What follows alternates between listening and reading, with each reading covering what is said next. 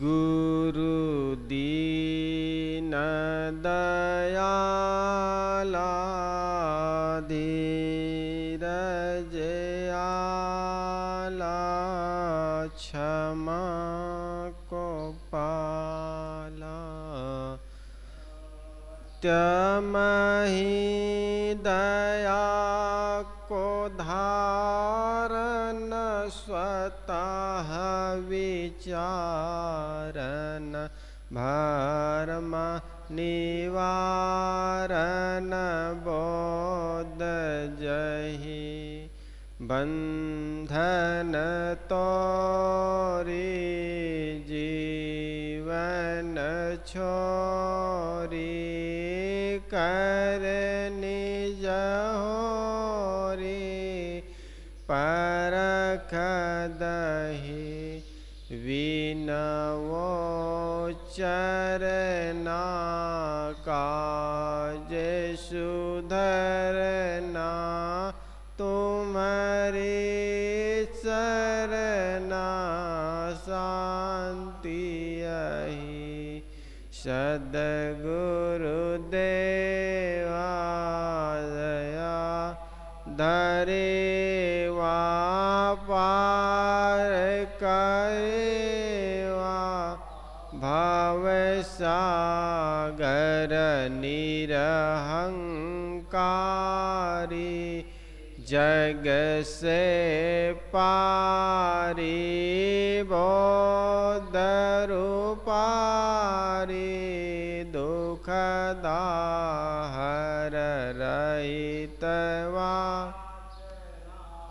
मेटी त्रासना हरहु सासना गुण आगर त्याग करंता आसन अंत भासन तंता नहीं नागर अंदा गुरुवर दे सहज स्वाभाविक ज्ञान निधि करन रे भव छे जहाँ न संशय है भरमादीन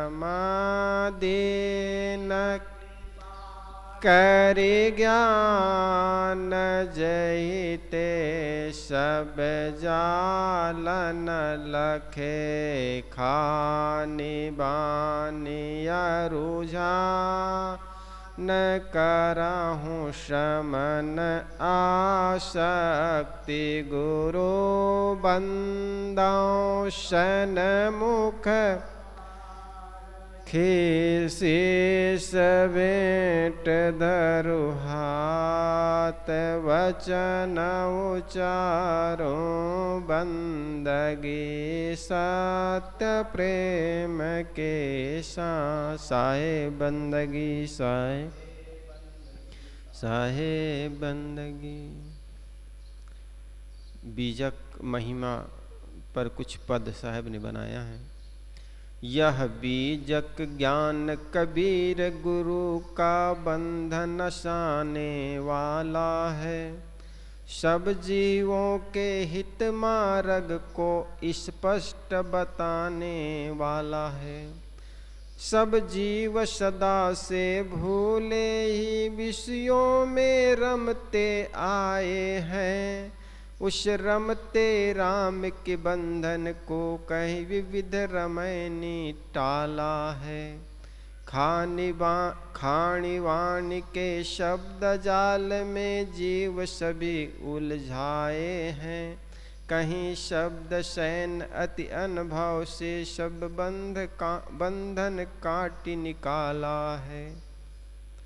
विद्वानों की वाणी मद को हर ज्ञान 34 से लिन्हा, विप्रों की मति गति शुद्धि हेतु कहीं विप्रमति सी आला है। कहरा कहीं कहर हर जीव का, कहीं बसंत विषया शक्ति हरे। मन माया के तरहरे आप, कहीं चाचर ज्ञान उजाला है। अंतः में स्थिर परम रमैया, राम बेली में आप कहे। खानि वान की विरह व्यथा, बिरहुले विवेक विशाला है। अविनाशी जीव कर्म के वश, जन्मादि हिंडोले में झूले। अपकरण हिंडोला कहे विविध, पारख पद लिया निराला है। जड़ साक्ष्य दृश्य से सदा पृथक साक्षी, चिद्रुपद सदा अपना। साखी कही सकल ज्ञान खानि मत, पंथ द्वंद्वों का काला है। 11 प्रकरणों से भूषित है, पारख ज्ञान भरा बिजक। रविवत इनके प्रकाश किरण, तम मोह नशाने वाला है। अति गूढ़ अगूढ़ द्विविधि पदों, शैली युक्त से भर ग्रंथ। विद्वान भी है टक्कर खाते, अपिलास अल्पमति वाला है। गुरु संत पारखी के द्वारा, गुरुमुख पढ़ने से भेद खुले। बोधक सूरत की कृपा दृष्टि से, पाया बोध उजाला है।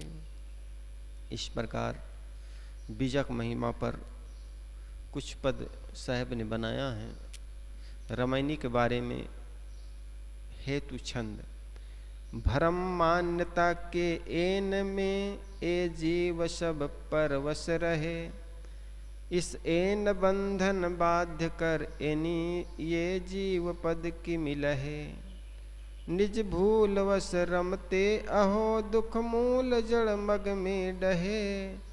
इति विदित विलोक की व्यथा, विध्वंसक प्रभु रमय निस्तब कहे। दुख दुख दुरूह दूर मति सबन, दावनल सदबोध। सो कबीर गुरु धन्य प्रभु, दिव्य परख अविरोध। अब प्रथम रामायणी, रामायणी 1, प्रथम प्रकरण रामायणी, रामायणी नंबर 1। अंतर ज्योति शब्द एक नारी, हरि ब्रह्मा ताके त्रिपुरारी। ते तिरिये भगलिंग अनंता, ते उन जानेउ आदिउ अंता। बाखर एक विधाते किन्हा, 14 ठहर पाठ सोलिन्हा।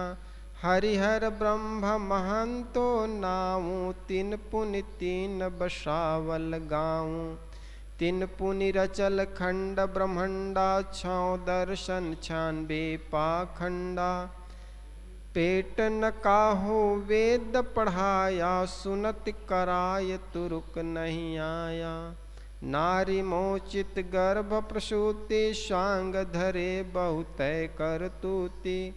तहिया हम तुम ये कै लोहु, एक प्राण व्यापय मोह। एक जनी जना संसारा, कौन ज्ञान से भयउ निनारा। भव बालक भग द्वारे आया, भग भोगी के पुरुष कहाया। अविगति की गति काहू न जानी, एक जीव कित कहू बखानी। जो मुख होय जीव 10 लाखा, तो कोई आय महंतो भाखा। कहे कबीर पुकारी के, ईले व्यवहार। राम नाम जाने बिना, भाव बूढ़ मुआ संसार। सदगुरु कबीर की यह प्रथम रामायणी है। और प्रथम रामायणी में पूरा बीजक का सार साहब ने कह दिया है। जैसे यहाँ शुरू करते हैं, अंतर ज्योति। कोई भी ग्रंथ, मत, पंथ या कोई भी आदमी मकान बनाता है तो अपने इष्ट की पूजा करते हैं। इष्ट के हाथों से उद्घाटन कराते हैं, शिलान्यास कराते हैं, भूमि पूजन कराते हैं। इसी प्रकार ग्रंथ के शुरुआत में सदगुरु कबीर के इष्ट कौन है? जीव। आत्मा चेतन, इसलिए साहब यहाँ चेतन से ही शुरू करते। अंतर ज्योति, अंतर कहते अंदर। अंतर का दो अर्थ होते हैं, एक अंतर माने अलग होता है, अंतर का यहाँ पर अर्थ है अंदर, भीतर। एक भीतर होता है, दूसरा बाहर होता है। तो यहाँ पर साहब अंदर कहते, अंदर। अंतर ज्योति, कहाँ ज्योति? अंदर। शब्द एक नारी, ज्योति की यहाँ पर अर्थ है आत्मा से। मनुष्य के अंदर ज्योति, ज्योतित आत्मा है, प्रकाशित आत्मा है, ज्ञान स्वरूप आत्मा। क्या है? ज्ञान स्वरूप। वो कहाँ है? ये देह के अंदर, जिसको साहब ने हृदय में बताया, हृदय वसेते ही राम न जाना। अंतर ज्योति शब्द एक नारी, साहब कहते हैं मनुष्य के अंदर में ज्योतित आत्मा है और प्रकृति की ओर से उनको एक शब्द रूपी नारी, शब्द शक्ति मिली हुई है और कल्पना रूपी नारी उनको प्रकृति के द्वारा मिली हुई है। सभी देहधारियों के भीतर एक ज्ञान ज्योति है, जिसे जीव चेतन या आत्मा कहते हैं। मानव विवेकशील प्राणी है, उनके पास शब्द शक्ति एवं कल्पना शक्ति की विशेषता है। मानव अपनी अंतर ज्योति एवं ज्ञान शक्ति से कल्पना का विस्तार करता है। शब्द शक्ति और कल्पना शक्ति से विस्तार करता है, सोचता है, चिंतन करता है। किसी काम में लगता है तो काम करने के पहले आदमी अपने मन में वो कार्य, सारे काम का खाका बना लेता है। कैसे करेंगे, कैसा दिखेगा, जिसको नक्शा कहते हो। किसी भी काम को पूरा करने के पहले, शुरू करने के पहले आदमी अपने मन में एक नक्शा बना लेता है। वही साहेब जी कहते हैं अंतर ज्योति शब्द एक नारी, हरि ब्रह्मा ताके त्रिपुरारी। हरि ब्रह्मा ताके त्रिपुरारी। मानव अपनी अंतर ज्योति एवं शब्द शक्ति से कल्पना का विस्तार करता है तथा अपनी मनः कल्पना को शब्दों से व्यक्त करता है। मानव की मनः कल्पना और शब्द योजन रूपी नारी या माया से ब्रह्मा, विष्णु और महादेव की उत्पत्ति की। आदमी कल्पना करता है, बहुत बार ये सृष्टि को देख करके सृष्टि की रचना करने वाले की कल्पना मन में होता है।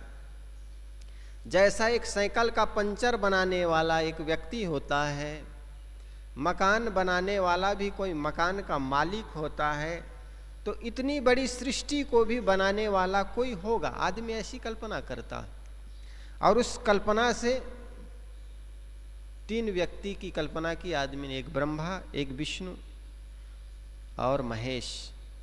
ब्रह्मा को माना जाता है ये सृष्टि के जन्मदाता है, विष्णु को माना जाता है कि ये सृष्टि का पालन करता है, और शंकर को माना जाता है ये सृष्टि का संहार करता है। इस प्रकार त्रिदेव की आदमियों ने कल्पना की, मनुष्यों ने कल्पना की। अर्थात सृष्टि को समझने के लिए ब्रह्मा, विष्णु और महादेव की कल्पना की। इन तीनों ने बहुत सी पुत्र पुत्रियां पैदा की। साहब कहते हैं ना, ते तिरिये, उसमें से बहुत से स्त्री और पुरुष लिंग अनंत तेऊ न जाने। अनंत स्त्री और पुरुष पैदा किए, लेकिन वे भी सृष्टि के आदि और अंत को जान नहीं पाए। देखिए, तो हम किस खेत की मूली हैं बताइए। इन तीनों ने बहुत से पुत्र पुत्री पैदा किए, परंतु ये भी सृष्टि के आदि और अंत को नहीं जान पाए। ब्रह्मा रजोगुनी होने से, क्रियाशील होने से क्रियाशील थे, इसलिए उन्होंने तत्कालिक वाणियों का संग्रह किया। बाखरी एक विधाते किन्न, बाखरी जानते हो, जिसको कहीं जगह कोठी कहते हैं, कहीं कहीं जहाँ पर अनाज रखने के लिए एक बनाए जाते हैं, क्या कहते हैं? बाखरी, कोठी कहते हैं। मिट्टी का बनता है गाँव में। इसी प्रकार उसमें अनाज रखा जाता है, लेकिन बहुत से ग्रंथों का या विद्याओं का संग्रह होता है, उसको साहब बाखरी कहते हैं। यहाँ पर बाखरी एक विधाते की न, विधाता ने बहुत से ज्ञान का एक संग्रह किया, 14 ठहर पाठ सो लिन्ना, जिसमें ब्रह्मा रजोगुणी होने से क्रियाशील थे, इसलिए उन्होंने तत्कालिक वाणियों का एक बड़ा संग्रह तैयार किया, जिसका पीछे से 14 विद्या के रूप में विस्तार हुआ। विष्णु, महादेव आदि ब्रह्मा महान प्रसिद्ध नाम वाले हुए, है ना। 3 पुनि 3 बसावल गाँव, हरिहर ब्रह्मा महंतो नाव। हरिहर, ब्रह्मा, शंकर, ब्रह्मा और विष्णु, ये तीनों बड़े नाम वाले हुए नाव। महंत, महंतों माने बड़ा। 3 पुनि 3 बसावल गांव, इन्होंने 3 बड़े गांव बसाए। 3 पुनि रचल खंड ब्रह्मांडा, और 3 खंडों में इस ब्रह्मांड की खंड किया गया। ब्रह्मा, विष्णु और महादेव तथा ब्रह्मा महान प्रसिद्ध नाम वाले हुए। उन्होंने क्रमशः 3 गांव बसाए। विष्णु ने विष्णुपुर, शिव ने शिवपुर, ब्रह्मा ने ब्रह्मपुर कह सकते हैं। अर्थात इसको क्रमशः भक्ति, ज्ञान और कर्मकांड चलाए। फिर उन्होंने ब्रह्मांड को खंड में बांटा, अर्थात पृथ्वी का विभाग पूर्वक राज्य स्थापित किए, अथवा वाणी का विविध विषयों में विभाजन किया कि 6 दर्शन और 96 पाखंडों का विस्तार हुआ।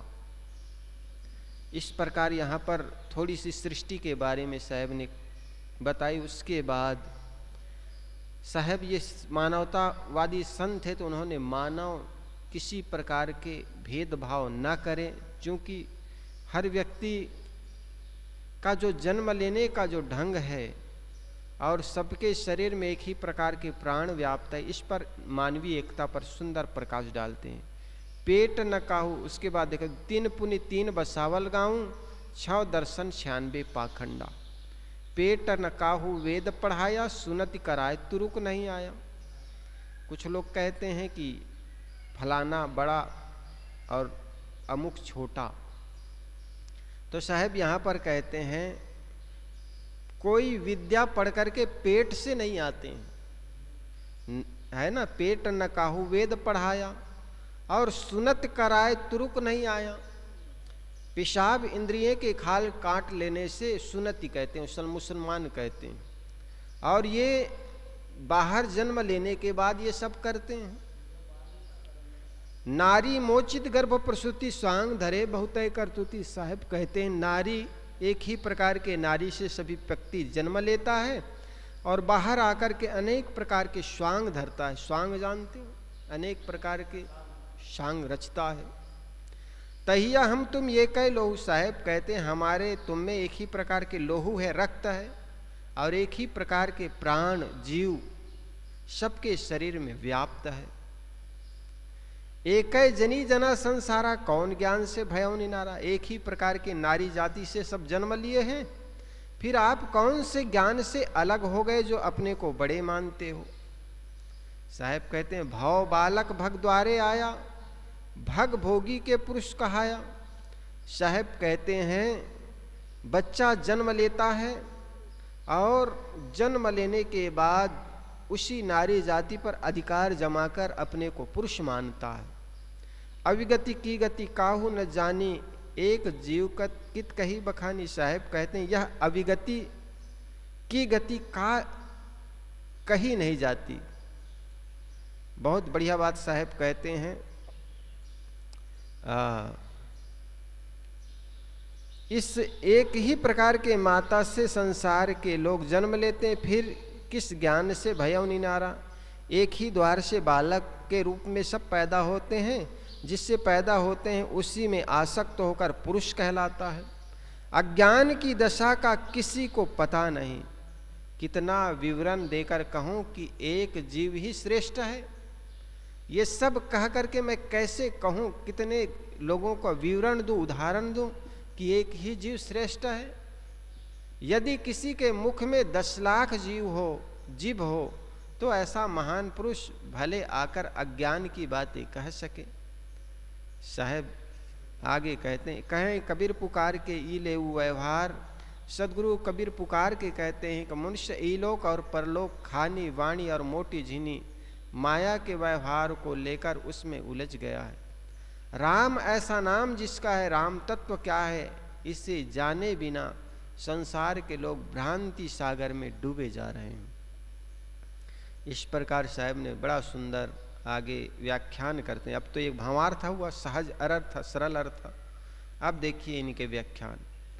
पहले यह समझ लेना कि बीजक का अर्थ क्या है। सदगुरु कबीर की इस महान रचना का नाम बीजक है। इन्होंने स्वयं इसका नामकरण करने के साथ अर्थ भी बता दिया। अतएव बीजक का अर्थ जानने के लिए बीजक के बाहर नहीं जाना है। सदगुरु कबीर ने 37वीं रामायणी की साखी में कहा है, बीजक बित्त बतावे जो बित गुप्ता होय, ऐसे शब्द बतावे जीव को बूझे विरला कोय।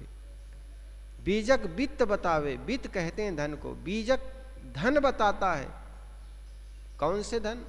जो बित्त गुप्ता होय, जो बित्त जो धन गुप्त हो, है ना, जो धन गुप्त है वो धन के की जगह का बताता है। ऐसे शब्द बतावे जीव को बूझे विरला कोई। साहब कहते हैं ऐसे जीव को शब्द बताते हैं कि कोई कोई लोग बुझ पाते हैं, समझ पाते हैं। ज्ञान की बातें सबको समझ में थोड़ी आती है।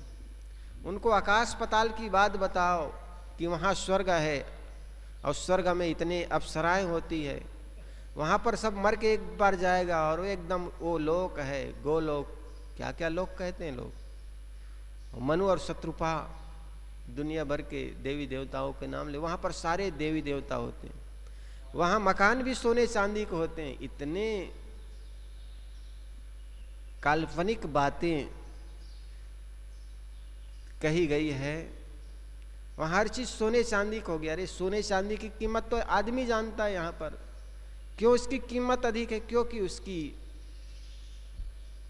वो बहुत कम मिलता है, इसलिए वहाँ पर सोने चांदी की कल्पना करते हैं।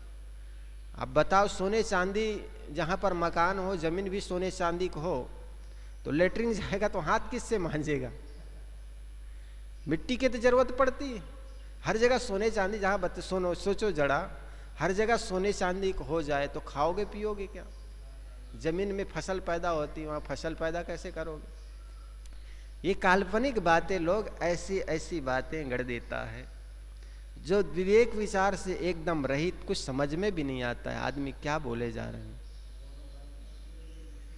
तो साहब कहते हैं ये बीजक जो है वित्त गुप्त, जो गुप्त धन है, चेतन आत्मा धन, जिसको समझ में आता नहीं, दूर के बाद सुहाने होते। आदमी को दूर बताओ परमात्मा वहाँ, खुदा वहाँ, वो 7 लोक में, 7वें आसमान में, स्वर्ग में भगवान बसते हैं, तो हाँ समझ में आता है, मर करके वहीं जाना है।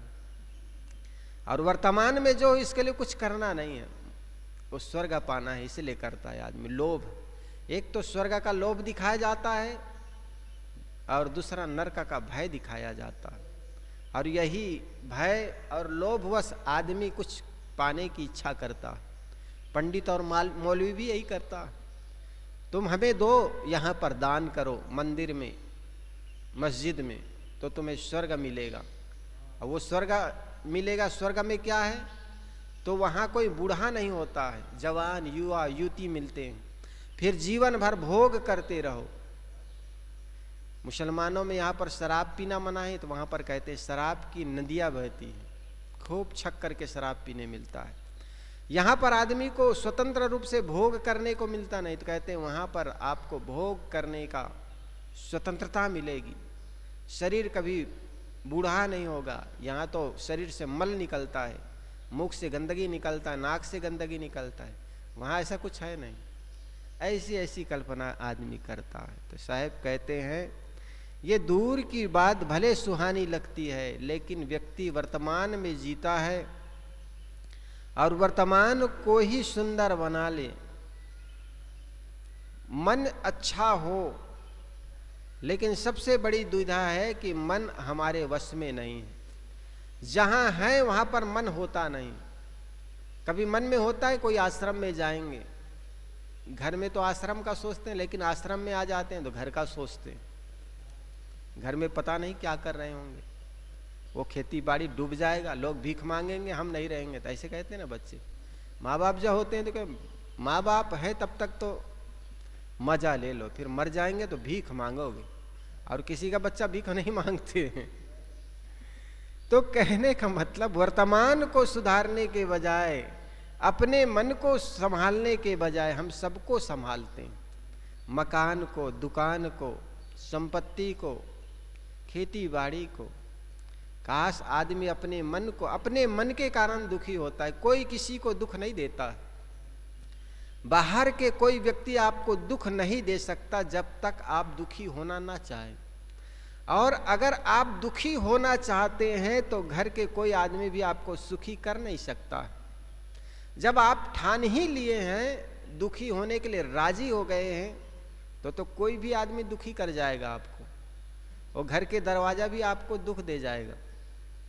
आप रोज वैसे ही रहते थे, लेकिन जब आपके शरीर में दर्द हो गया ना, अंगूठा में दर्द हो गया, चलते चलते कहीं टेबल से टकरा गई, तब लगेगा ये टेबल भी मेरे पीछे पड़ गया। चौखट से टकरा जाएगा तो लगेगा आपको ये चौखट भी मेरे पीछे पड़ा है। ये घर के लोग तो पड़े ही इसलिए दुखी हूं, लेकिन जड़ चीजों को भी आप जोड़ना शुरू कर दोगे। होता है ना ऐसे। पता नहीं ये ग्रह टेढ़ा हो गया है, पता नहीं ये पड़ोसी मेरे क्यों दुश्मन हो गया। अब दुश्मन उश्मन कुछ नहीं, केवल हमने मन में बना लिया है, और मन के ही बनाए हमारे दुश्मन हो जाते हैं, कोई हमारे मित्र हो जाते हैं। ये सारा खेल अधिकतर मन का होता है, इसलिए अपने मन को संभालें। तो साहेब कहते हैं बीजक वित्त बतावे, आपके अंदर में जो वित्त है, धन है, चेतन आत्मा है, उसको, उस धन के बारे में साहेब बताते हैं। बीजक उस धन को बताता है जो कहीं गुप्त रूप में गड़ा हो। इसी प्रकार बीजक शब्द जीव के वास्तविक स्वरूप को बताते हैं, परंतु उससे कोई विरला समझता है।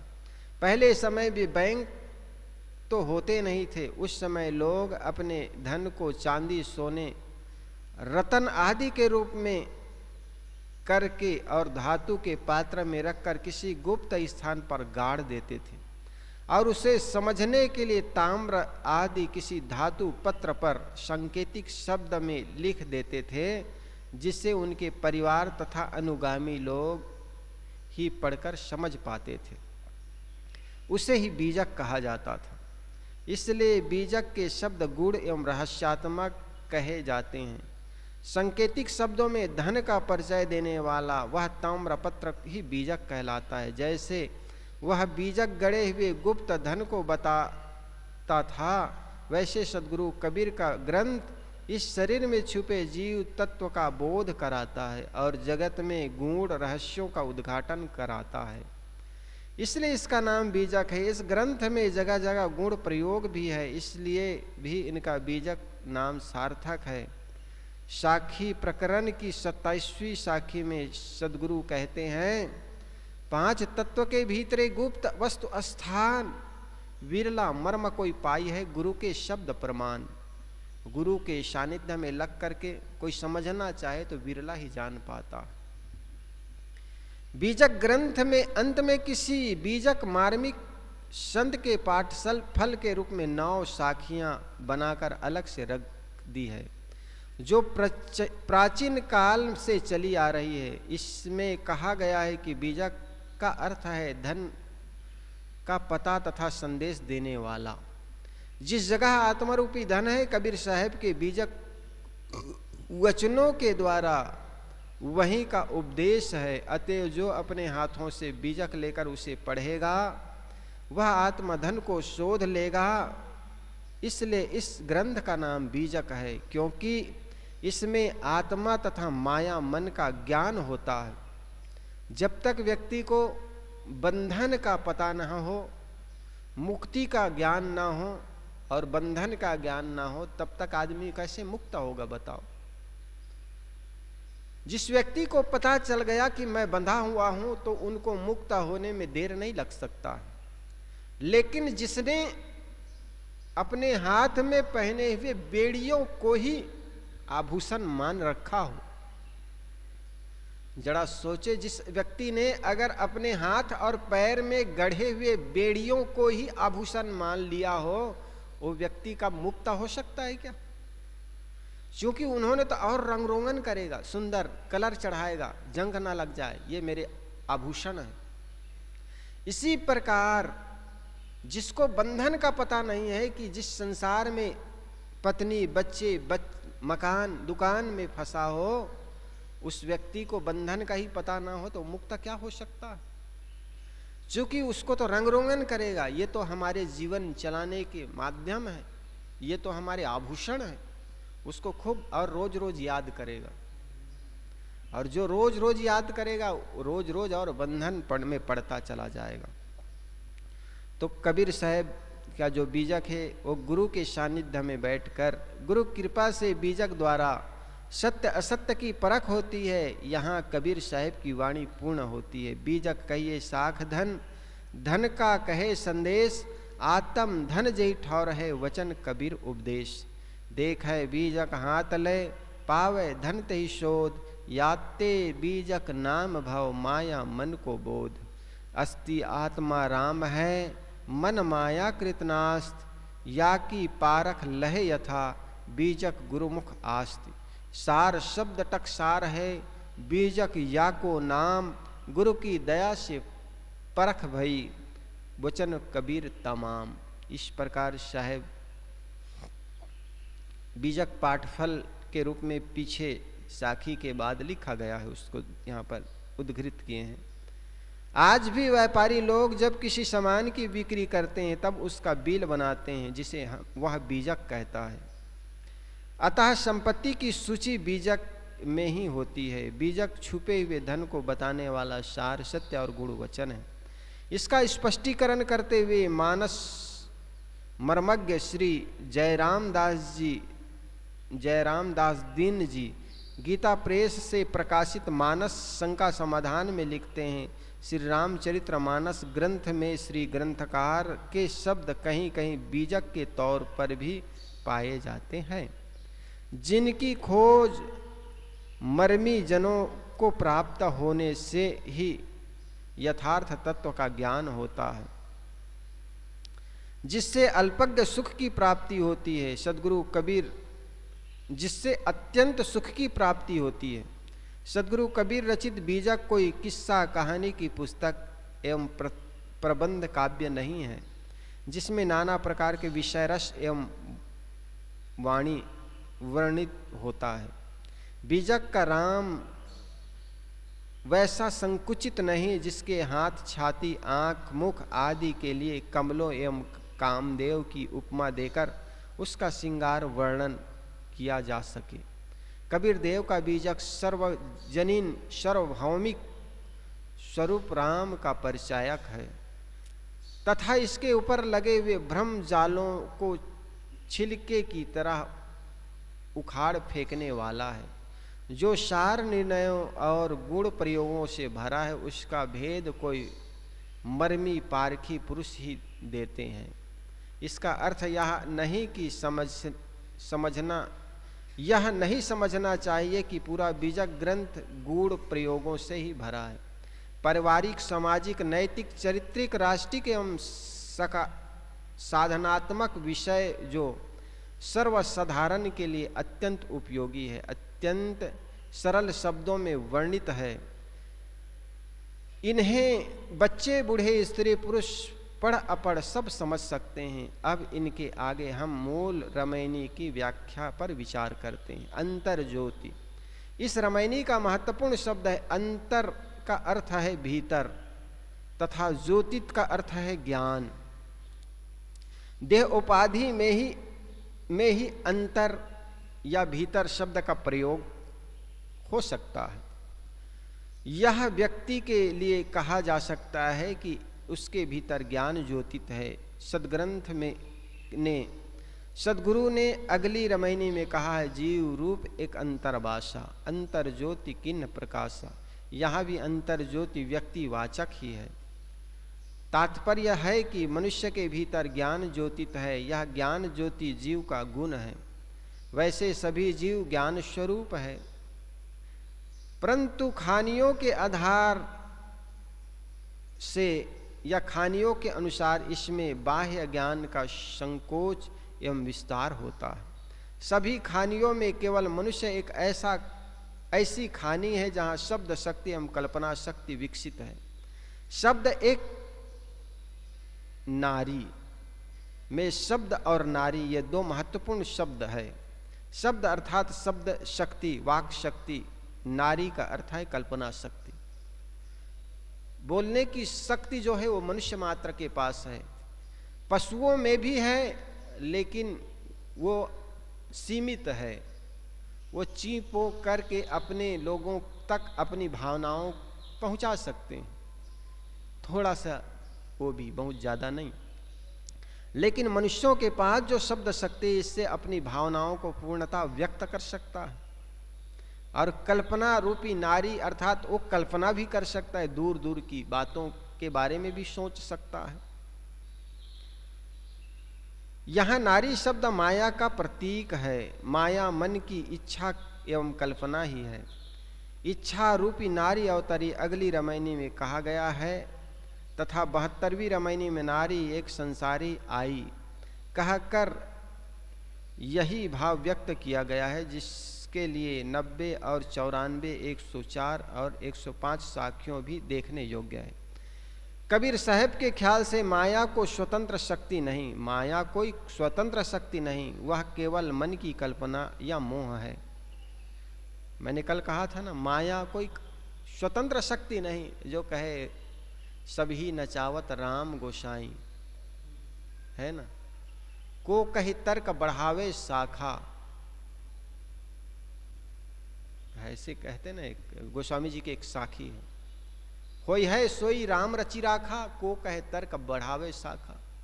अरे क्या करोगे तुम, वही होगा जो राम करेगा, ऐसे कहते हैं ना, तुम्हारे करने से कुछ होना नहीं, ऐसी बात नहीं। मनुष्य अपने भाग्य का निर्माता है, अपने कर्मों को आदमी बदल सकता है, कर्म कर सकता है, कर्म से बंधन को काट सकता है।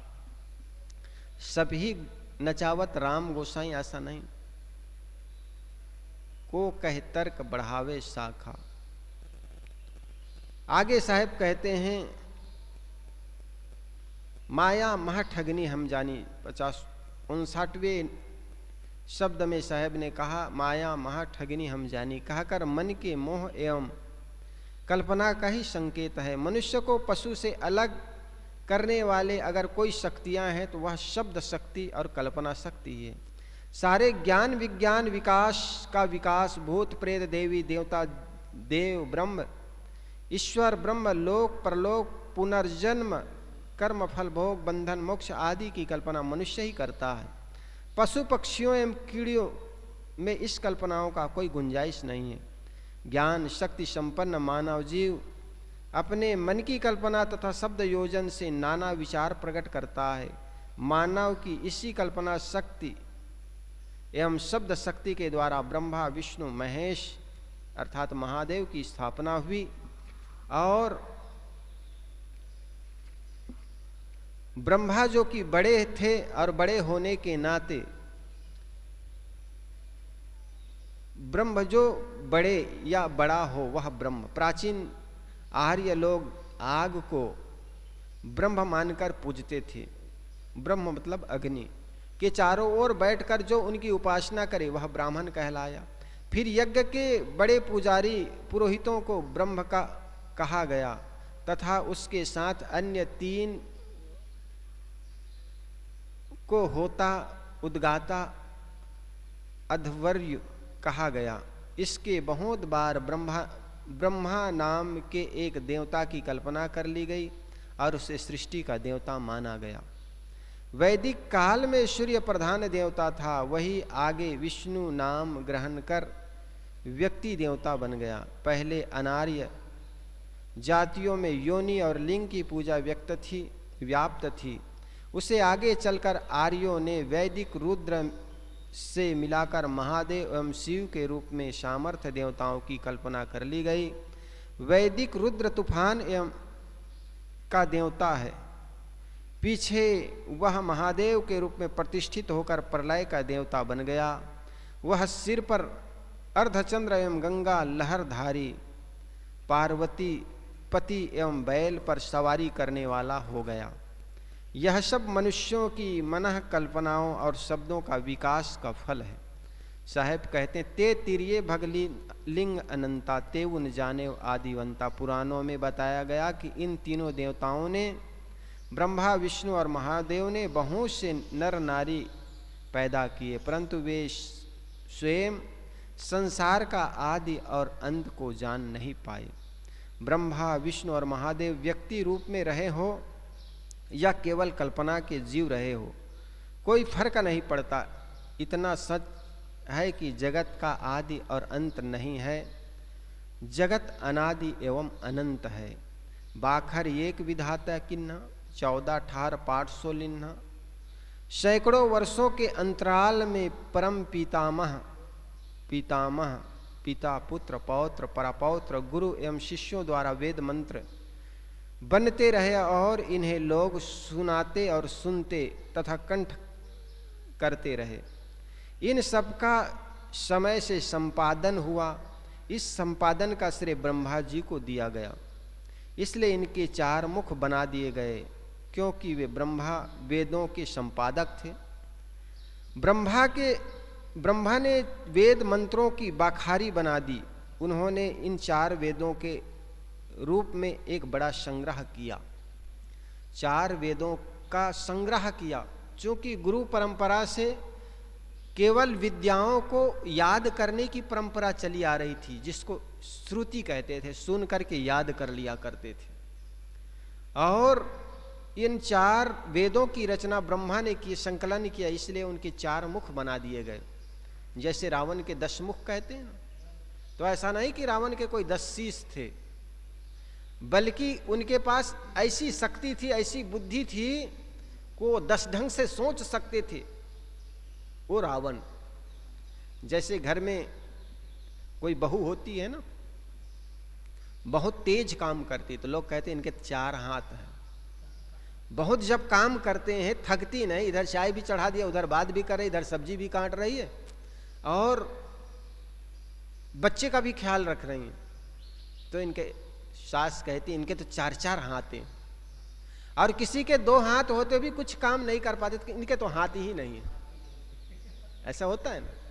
तो ब्रह्मा के 4 मुख थे, 4 शीश थे, इसका मतलब 4 वेदों के संकलन किया, ज्ञाता थे। रावण के 10 शीश थे, कहने का मतलब कोई 10 शीश लेकर पैदा नहीं हुए थे। उन्होंने, उनके पास इतनी एक्यू था जितनी 10 बुद्धि लोगों के पास होते थे। बुद्धि इतनी तेज बुद्धि थी, 10 ढंग से वो सोच सकते थे, इसलिए उनके 10 शीश कहा गया।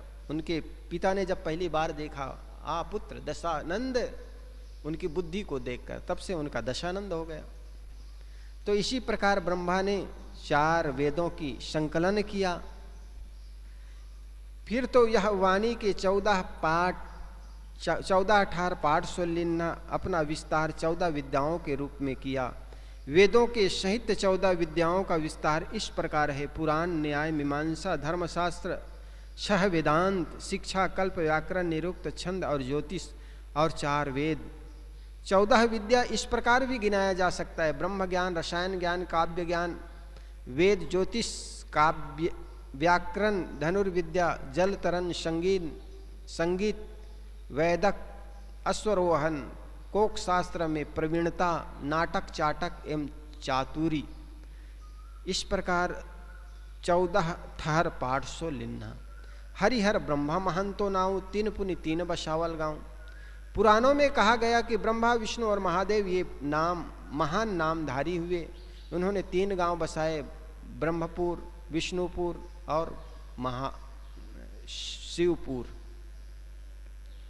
यह भी कहा गया कि उन्होंने स्वर्ग, पताल और पृथ्वी को आबाद किया। उनके द्वारा धर्म के प्रसिद्ध 3 कांडों को चलाने वाले चलाए जाने की भी बात कही जाती है। जैसे ब्रह्मा ने कर्मकांड, विष्णु ने भक्ति कांड और महादेव ने ज्ञान कांड चलाया। तीन पुनि रचल खंड ब्रह्मंडा, 6 दर्शन 96 पाखंडा। कहा जाता है कि उन त्रिदेवों ने ब्रह्मांड का खंड किया।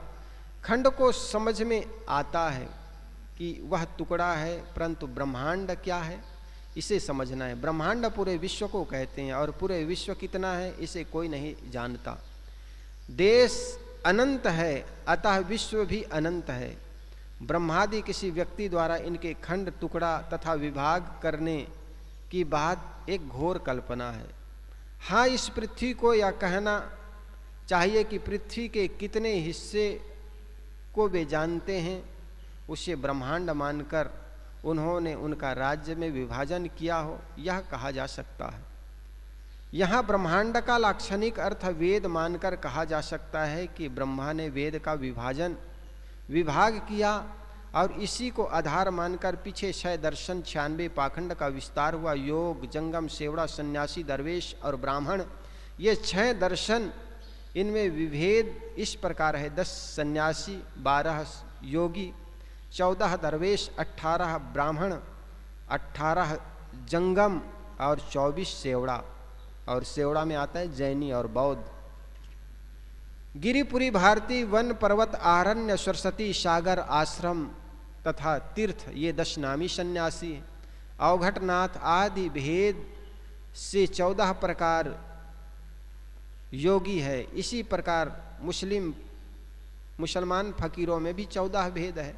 इस प्रकार ब्राह्मणों व शैवों एवं सेवड़ों में अपने अपने भेद प्रभेद है।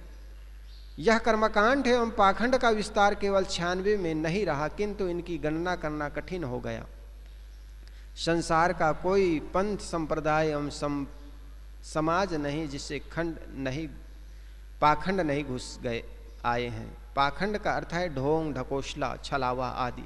सभी संप्रदायों का कर्तव्य है कि वे अपने अपने मतों में घुसे हुए पाखंडों का त्याग करते रहे। इस प्रकार इस प्रथम 5 पंक्तियों में सद्गुरु ने हिंदू परंपरा द्वारा मान्य त्रिदेवों, वेदों, विद्याओं एवं कर्मकांड के विस्तार का संक्षिप्तात्मक परिचय दिया। अब आगे वे मानवीय एकता के महान सूत्र कह रहे हैं। पेट न काहू वेद पढ़ाया, सुनत कराए तुरुक नहीं आया। नारी मोचित गर्भ प्रसूति, स्वांग धरे बहुतय करतूति। तहिया हम तुम ये कह लोहू, ये कह प्राण व्यापय मोहू। ये कह जनी जना संसारा, कौन ज्ञान से भयउनि नारो। यहाँ पर मानवीय एकता पर जोर देते हुए सद्गुरु कबीर कहते हैं, पेट में कोई वेद पढ़ करके नहीं आता, सुनति करा करके कोई माँ के गर्भ से नहीं आता। नारी मोचित गर्भ प्रसूति, जब जन्म लेने के बाद अनेक प्रकार के स्वांग रचता है, स्वान धरता है। तहिया हम तुम ये कह लहू साहब कहते हैं, हम तुम हम एक ही प्रकार के हमारे अंदर रक्त लोहू दौड़ता है और हमारे अंदर ज्योतित आत्मा एक ही समान प्राण है। एक है जनी जन संसारा, संसार के लोग नारी जाति से ही जन्म लेता है। फिर कौन ज्ञान से अपने को बड़ा मानता है, कोई छोटा मानता है। भाव बालक भक्त द्वारे आया। साहब कहते हैं इस संसार में भाव जन्म लेता है मनुष्य, उसी का भोग करके, उसी द्वार का भोग करके अपने को पुरुष कहता है, पुरुष मानता है। इस प्रकार साहेब ने यहाँ पर मानवीय एकता पर सुंदर प्रकाश डालते हैं।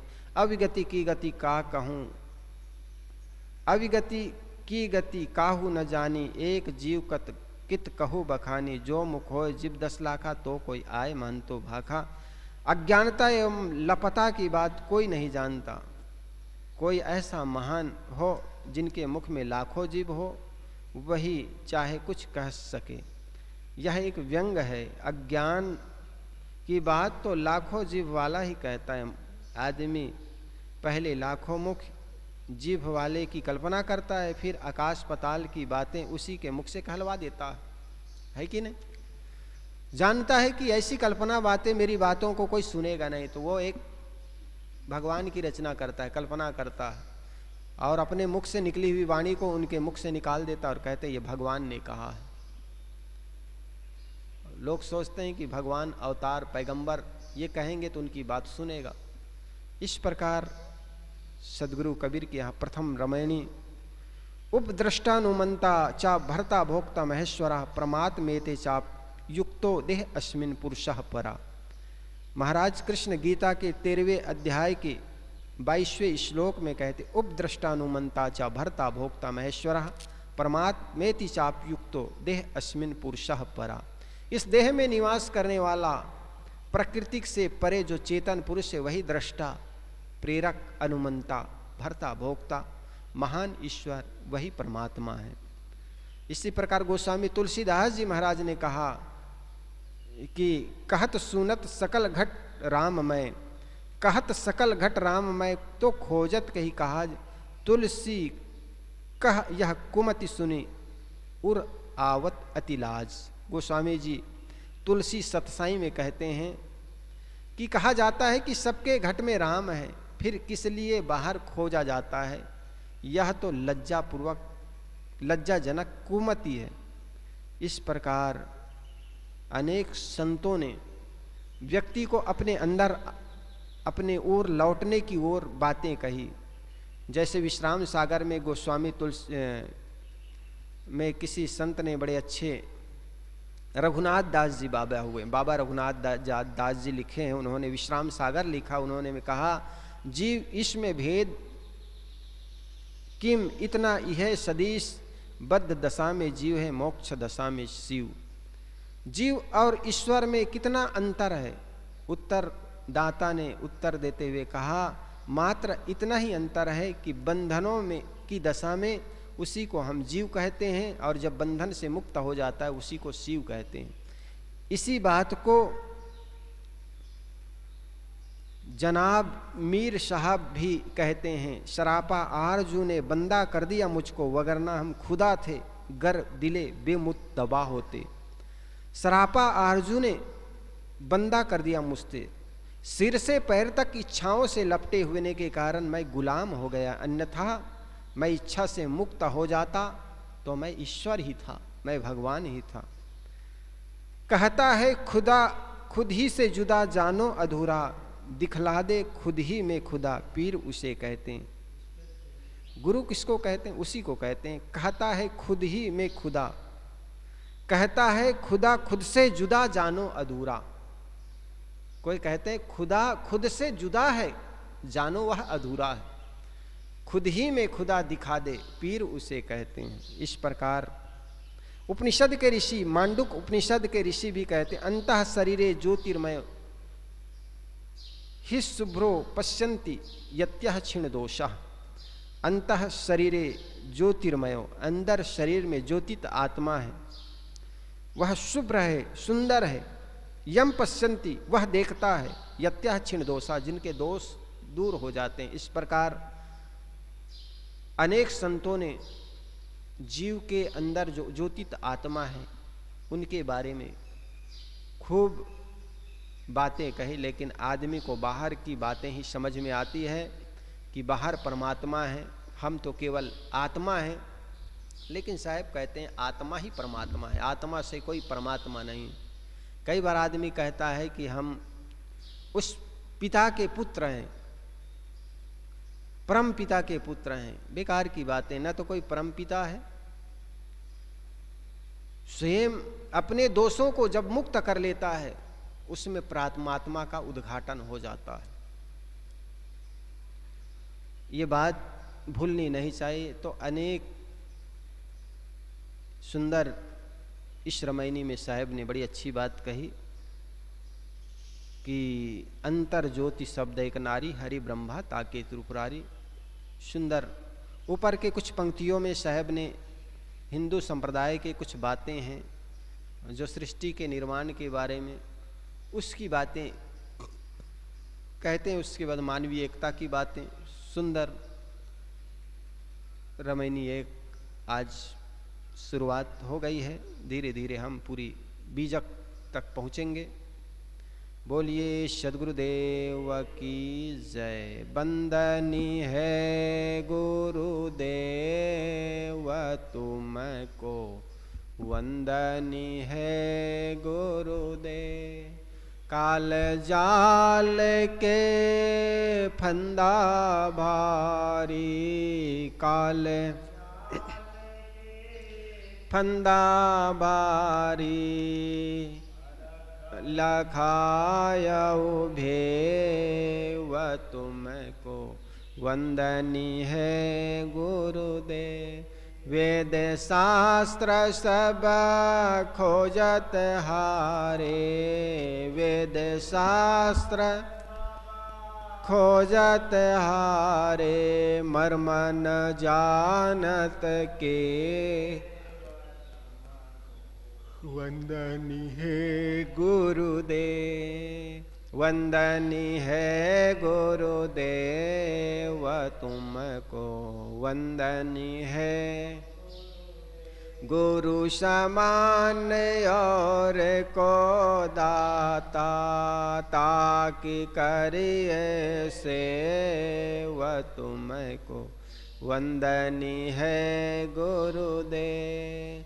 साहिब कबीर अभय पद दाता, साहिब कबीर भय पद दाता, पूरन परख समेव तुमको वंदनी है गुरुदेव।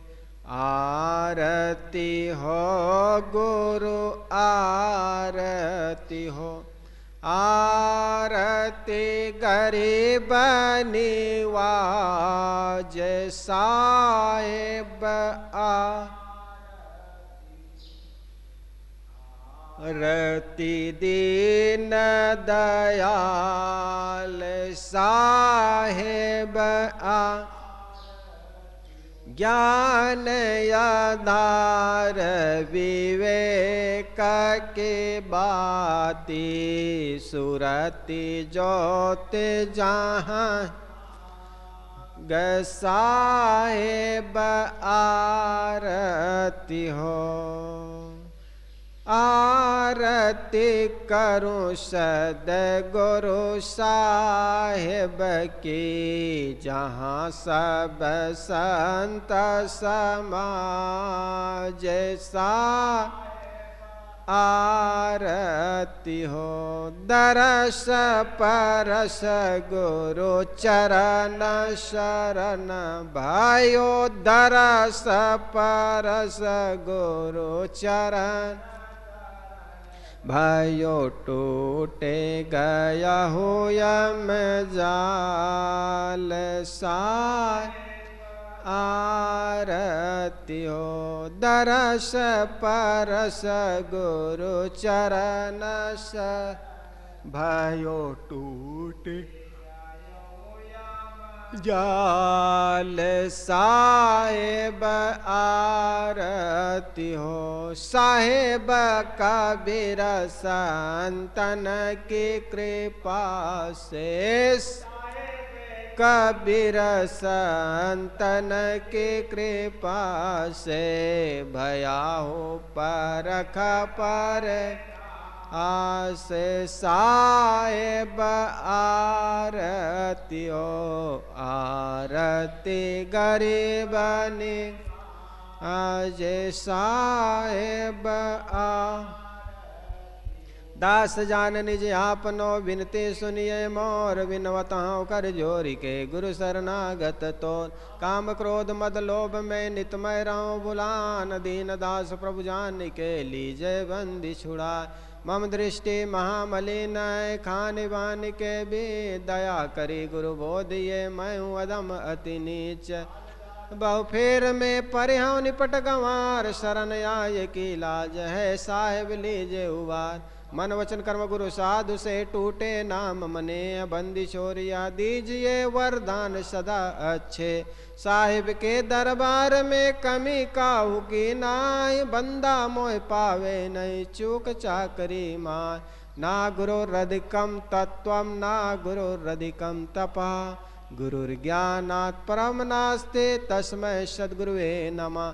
ध्यान मूलम गुरुर्मूर्ति पूजा मूलम गुरुपदम, मंत्र मूलम गुरुर्वाक्यम मोक्ष मूलम गुरुर्कृपा। गुरुर्देव गुरुर्धर्म गुरुर्निष्ठा परम तपा गुरुर्परतरम नास्ते नास्ति तत्वम गुरु परम।